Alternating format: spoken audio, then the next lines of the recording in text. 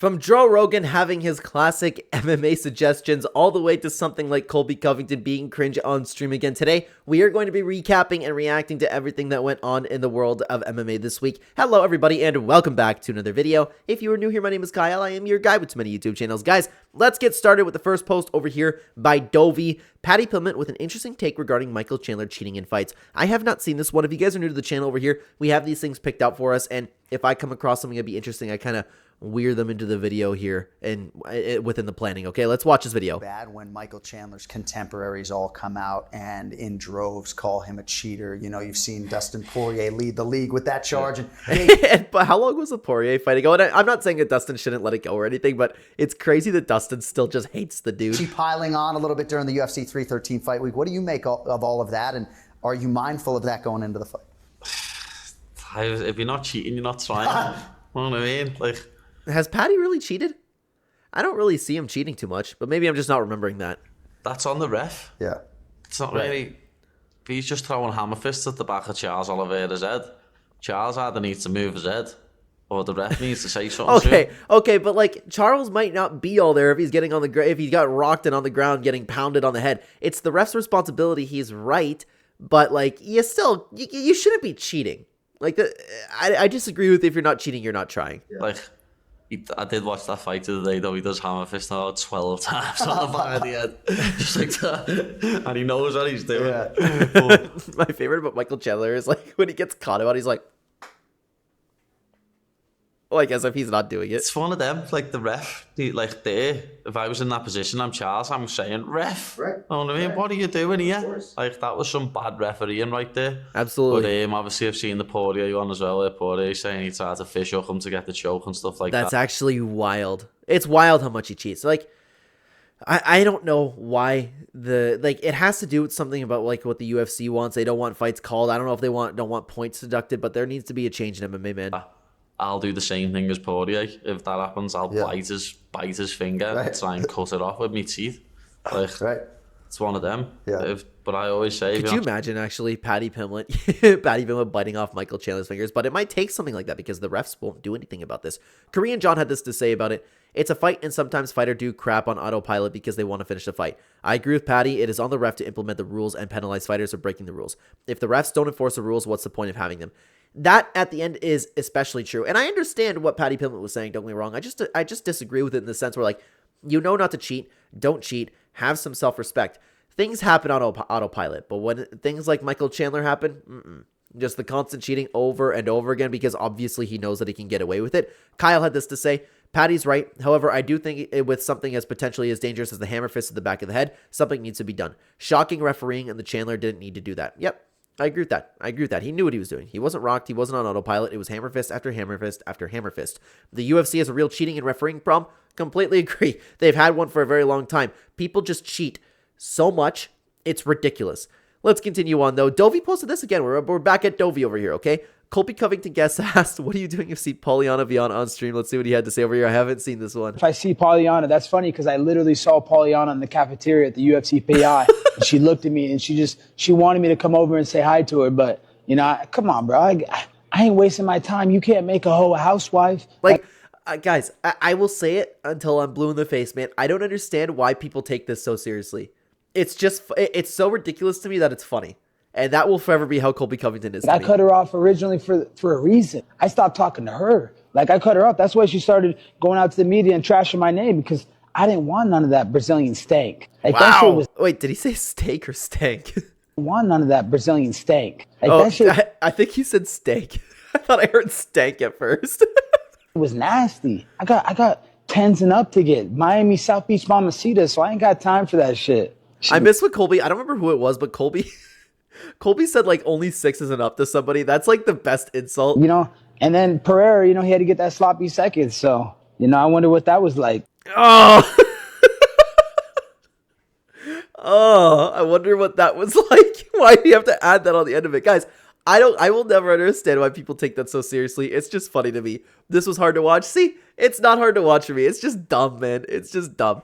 Even if Colby retires, he would easily make fat money off of his crap talks. Even if that's what rattles a lot of bums, by the way, because they know that they will all just be irrelevant after the fight career comes to an end, unlike Colby. Colby might actually have a career in streaming and getting involved in the influencer culture. I'm not sure how that's going to go, but so far it looks like he's doing okay. Yeah, she dumped him. I actually don't know. If anybody could comment down below, I have no idea if they were like actually in like a hardcore relationship. I know they had like some sort of relations at some point, but I don't know like the full story about it. If anybody knows and shares it in the comments, I would appreciate that. Let's continue on. What the hell? It's all from Dovey today. All right. Joe Rogan standing up to fighters. Joe Rogan on standing up fighters from down to positions, and we've all heard Joe Rogan talk about this for so long now, and I would say that hardcore fans disagree with it. And that's not to come from like some sort of like superiority, like, oh yeah, I guess you're not a hardcore fan like myself. It's not to come from that aspect, but like honestly, it seems like hardcore fans disagree with this take, and the casuals do agree with this. I'm such an idiot. I said that completely backwards. The casuals disagree with this. The hardcores agree with this. Sorry about that. I don't think you should stand people up ever. I think once a guy takes you down, the fight is on the ground. If it's boring for the audience, tough crap. I unfortunately agree with that. As much as I would rather see like some, action, it is on the fighter to get up. What are you going to turn this into? Like, it is a fight. I want this to be as close to a natural fight as possible, and we're pretty well there. I don't like the idea of just standing people up, man. Sicky Does MMA had this to say about it. I'll take people meat riding inside the octagon, stalling a fight shouldn't be rewarded. But it's your job to get out. It's a trained fighter who I'm sure has insane grip strength. It's not as simple as just working your way out of the position if their whole intention is to stall. I just don't think that stalling should be rewarded on points. I think that's the way to go about it. Like, if somebody is having trouble actually getting out of position, if somebody clearly doesn't want to engage and just hold, I think that should work against them in the points. That shouldn't be looked as like, oh my god, well, he had this much control. I look at the guy like trying to exchange. I at least look at the guy in the bottom at least throwing strikes. I think that there needs to be a change to the rule set instead of actually changing. I think that you should change the rule so people don't get stood up, but I think there needs to also be a change in the rule set, okay? There was another reply to it saying this: I don't mind if it goes to the ground as long as it's progressive. There is a difference between just holding someone down and actually trying to finish someone. Islam, Habib, and Charles are perfect examples. That's true. Yeah, they do a great job, man. They do a great job, but it is a lot more exciting to watch things that are progressive, but at the end of the day, a fight's a fight, dude. What do you want me to do about it, okay? Like, I'll watch it either way. Ryan Moore had this to say. He also thinks there should be no cage, the fight should be fought in the rings the size of football fields. Yeah. I don't like that. I like the idea of a cage, and I don't like the idea of fighting in a football stadium. I understand where Joe Rogan's coming from for that, but I do agree with what he's saying about downed opponents, okay? Or excuse me, about people holding people on the ground. As much as I hate the human blanket, lay and pray tactic in MMA, I still agree. It's the down fighter's responsibility to get up. If he lacks the skills to get up or ground fight, he shouldn't be rewarded with a stand up by the ref. I agree with that. I'm interested in the reply though. If the person lacks the skills to do anything except purely hold the opponent down, then it seems they shouldn't have been rewarded with a takedown earlier. A takedown, 0 damage, so therefore if you don't have effective grappling, you've actually wasted time on the clock. I agree with that. Just penalize them or not give them any points. Give points to the guy who is actually trying to damage his opponent. I think that's a very fair way to go about it, to be honest with you. Let's continue on over to Jake Gerber, MMA. The most memorable things about Leon Edwards are when he got his head spun around by Nate Diaz at UFC 263, which created one of the coldest picks of all time, and getting dunked on his head by Bilal Muhammad at UFC 304. Unfortunately, we did just react to a video talking about Leon Edwards and, the state of his career, the state of his mindset, things like that. And unfortunately, these are really the biggest things that he's known for. Man, this picture is just iconic. Imagine dominating somebody for about 20 minutes and then just this is what comes from it. And of course, him getting dunked. That's such a funny picture of Bilal. I will add though, the headshot dead is absolutely iconic up there with the pictures Jake Gerber just posted. There was a response. What about his head kick? Yep, exactly. What about his head kick KO of Usman? Even if you aren't high on the guy, that was phenomenal. And Jake did say that was a nice setup and good KO. I agree with that. I completely agree with that. I think that third photo should absolutely be with it. Let's continue on to what Ariel Helwani had to say. I've seen this clip. I don't know if you guys have seen it. It is Jalin Turner opening up about the struggles he faced after his KO win over Bobby Green. I would love to watch this with you guys because it really shows like what kind of person did I say Jalin Turner? Jalin Turner. Sorry about that. Jalin Turner. I think it goes to show what kind of person he is, and you guys should check this out. We're going into that fight at UFC 300 against Renato Moicano, coming off a really nice win over Bobby Green. And so were you feeling that way going into the fight, or was there something about how that fight played out or that training camp that made you start to feel this way? Ultimately, it was how that fight played out. I got a lot of strife from the the finish with Bobby. And yeah, and you could tell that he really, really didn't like doing what he did to Bobby Green. A lot of people were, also dogging on him, like Jalin Turner was saying, but it can't feel good to do that to somebody. And it really, I think it personally goes to show what kind of person he is, kind of having like, oh my God, having a blank Uriah Hall syndrome. And, like the community was like, why didn't you stop? Why didn't you this? Why didn't you that? I'm a good guy, so I do think he should have stopped, but like the ref wasn't stopping the fight. How many times have we seen fights go south because of things like that? But like you obviously could tell. You could tell that Bobby Green was out. I just don't look down on him for like, firing away the way that he did. And plus, he could have just not liked Bobby Green. Bobby Green kind of a lot of people would look at him and go, it looks good on Bobby Green. That wasn't my intent to like continue to hurt the guy, but that's was it Armin Sarukian that said he loved what Jalin Turner did to Bobby Green? I think it was. There was some UFC fighter that came out and said, "Oh, it looked so good on Bobby Green to have that happen to him." That's what you got to do in the sport, like this. You go until the ref calls you off, and how it played out in 300 where. I just had a little moment of clarity where I just didn't want to continue to hurt this man. I didn't want to continue to hit him. I believe him when he talks about not wanting to hurt people. From all of like the interviews that we've seen, from how he carries himself, I believe him when he says that. I don't really believe him with the Renato Moicano thing. I think that he wanted to look sick and perhaps get a $300,000 bonus. That's what I believe. I think he wanted to have a walk-off KO. And yeah, man, like then everybody was like, oh, you should have did this, you should have did that, try to walk off. And like, it was UFC 300, like such a big show, like the biggest, I think it would have been, one of the biggest events I was a part of next to Conor McGregor versus Khabib.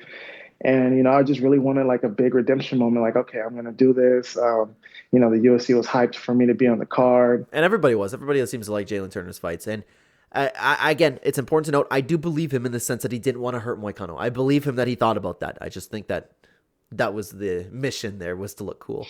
And I just felt like I just had so much of a letdown, on myself, on like the people that believed in me, on the promotion, and it just took a toll. It took a really big toll mentally, and everything just started to like kind of like so many things just got deteriorated in my personal life and like just changed up, and like there was so many like crazy like transitions and switches. And if things are going on in your life, and I'm sorry, I know I'm pausing a lot throughout, but we have to use it for fair use guidelines. Of course, we have to pause and give commentary on it. If things are changing your life and it's affecting your ability to, dedicate yourself to this game, perhaps he made the right decision, especially if he is well off. I don't know how much money the guy's made. It was a lot. It was so much going on, and ultimately that performance, like not following up, not doing like had I won that fight, like had I finished through those last few punches as if, like from the previous fight, things probably would be a little bit different.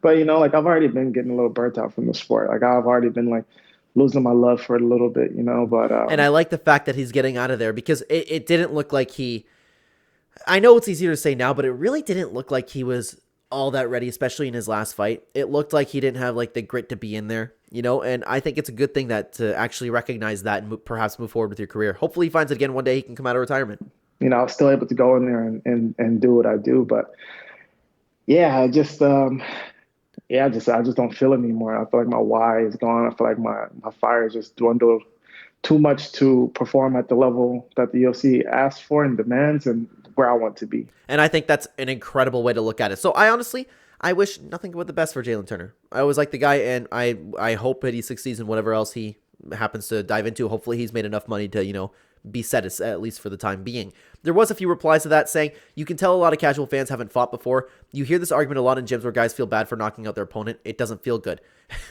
Of course, there's always people like this, right? There's always people like that. But yeah, I would feel bad. There's been times where, and if you guys are new to the channel over here, I've been in martial arts for the majority of my young or teenage and young adult life. I have always been in situations where perhaps sometimes you just counter somebody a little bit too hard or things like that. You really do feel bad. You don't want to hurt people. But on the other side of the coin, there's also a lot of like actual violent people. So you just have to figure out there are good guys a part of this, There was a response over here by Fredo. He's a real one for being able to admit all that. He's going to get a lot of crap for it, but not everything is meant to be understood by everyone right away. Surprisingly, a lot of people haven't been dogging on him for it. You would think that all the comments would have been something like, well, he's just sucks. He's just upset that he sucks. You know, things like that. He's lost the plot. Jeff Sokol had this to say. First thing I thought of when he dropped Moicano was how he didn't want to repeat the Bobby Green incident. Jalin is clearly a good dude. Anyone talking crap probably has never been in an MMA gym before, and definitely never done a fight camp, weight cut, crack, check the leg kick, etc. That's true. A lot of people who have never ever been in any sort of altercation, let alone like having any MMA experience, have a lot to say, right? It's possible, and I do believe, again, he doesn't want to repeat the Bobby Green incident. I just think that it was more about looking cool. Like at UFC 300, who wouldn't do that? As cool of a guy as Jalin Turner might be, that's what I personally believe. Jalin seems like a genuinely great dude. Wish him nothing but the best in his future, wherever it takes him. Agreed. Nothing to add about that. This is how I feel about that entire video. Bro got hit with Uriah Hall PTSD. It's true. And, you know, it really goes to show, like, him, Uriah Hall, how many people go through this? And I think it just shows, like, having a good character. You don't want to do that to people. You really don't. I believe, like, maybe Glover Teixeira, too, when he was apologizing to Anthony Smith. Things like that. Sometimes you see it from MMA fighters a little bit. Then he definitely was in the wrong sport if that was his mentality. But I do think he doesn't want to admit that he stopped hitting Moicano because he wanted to have a cool-looking one-shot KO for the 300K bonus for the UFC 300. I'm glad that somebody else feels the same way that I do. Only 17 likes on that one. See, everybody's saying, you're just the top reply, you're an idiot. I see... I just can't help but think that, man. I'm sorry. I believe he's a good guy. It's just that one instance I don't really buy. Regardless, let's continue on to the next topic. ACD MMA posted this. Kamaru Usman reacts to Leon Edwards' loss. And I've seen this. I don't know if you guys have seen this. When you become champ by some form of magic, you start feeling like I'm the best, but you still have holes in your game. If you don't take the time to clean that up, you won't stay there very long. You saw it with Sean Strickland. I hate to say that he's right. And I hate to say it because I also don't like to say that Leon Edwards having a win was a fluke. A lot of people talk about that, and like, he threw the combination, he intended to land the head kick. It's one of those things where, like, I want to call it a fluke, but can we really call it a fluke? But I do like what Kamaru Usman said about it over there, especially with it's been proven to be right as with time. Okay, G-Bear MMA had this to say in reply to that. Didn't lie one bit, and Strickland was a great example. So was Izzy. People started to figure Izzy out. Yeah, I agree with it. Izzy got old too. Izzy probably also got comfortable. I think that it's a combination of all of that. And then Sean Strickland just got, you know, shown that perhaps he is not, I don't know, I don't want to say not championship material, but is in the same kind of boat as Leon Edwards. He's not wrong. That's what gives champions with a lot of title defenses a lot of credit. Having to fight contenders of different kind of styles and stay champions tells you how much they've been at the gym filling those holes in their game. We don't give enough credit. I agree with that. And it's very difficult to keep at the top because you got to think about it. When you're champion, you are fighting every fight. Like if you're fighting the number 1, 2, 3 contender, you are fighting the best version of those fighters. People that are hungrier than ever, want what you have, want all of the glory, haven't experienced what you've experienced. And I believe more credit should be given to people with title defenses, assuming that those title defenses aren't like, you know, something like Sean O'Malley fighting Chito Vera, you know. But for the most part, you get what I'm talking about. I'm sure being taken down for the first time in his career by Leon was magic, and so was him losing the trilogy decisively. Dude should stop rank squatting and fight a contender or retire. I understand what he's saying, but it doesn't make what Kamaru Usman said any less true, to be honest with you. He for sure got lucky in the first fight with the head kick KO so at the last second, but he soundly defended his belt there in the rematch. So this is just Usman kicking him while he's down. A little bit, but even then, like, that fight wasn't, like, ultimately impressive, and it was clearly a past his prime Kamaru Usman. But I want to talk a little bit more about Leon Edwards. We recently just did a reaction video to Leon Edwards being arrogant and annoying. You can check it out right here. I would love to have you guys over there. Thank you so much for watching, everybody. Take care.